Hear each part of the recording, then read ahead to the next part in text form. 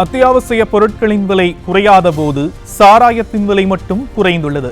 விக்கிரவாண்டி இடைத்தேர்தல் பிரச்சாரத்தில் நாம் தமிழர் கட்சியின் ஒருங்கிணைப்பாளர் சீமான் விமர்சனம்.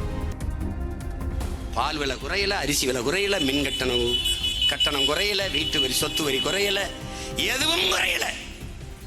ஆனா மலிவு விலையில் மது 90 மில்லி அடங்கிய ஒரு பொட்டலம் காகித பொட்டலத்தில் அடைச்சு கொடுக்கலாம். எல்லா விலையும் ஏறி போயிடுச்சு. ஆனால் எந்த விலை குறைகிறது?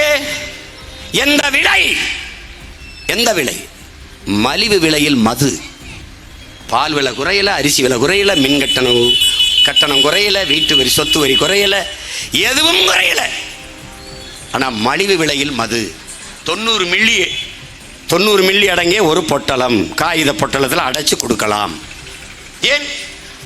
ஏன் குறைந்த விலை குடித்தால் கள்ளச்சாராயம் கூட குடிக்க போகாம எல்லாரும் இங்கே வந்து குடிப்பான், காசு இன்னும் பெருகும். ஒரு நாடு இத்தனை கோடி இளைஞர்கள் வேலை இல்லாமல் இருக்கான், அவனுக்கு வேலை வாய்ப்பை பெருக்குவதற்கு எப்படின்னு சிந்திக்காம, படிக்க முடியாம இத்தனை கோடி இளைஞர்கள் இடைநிறுத்தம் செய்துவிட்டு போய்விடுகிறார்கள், அவர்களுக்கு என்ன செய்யலாம் என்று சிந்திக்காம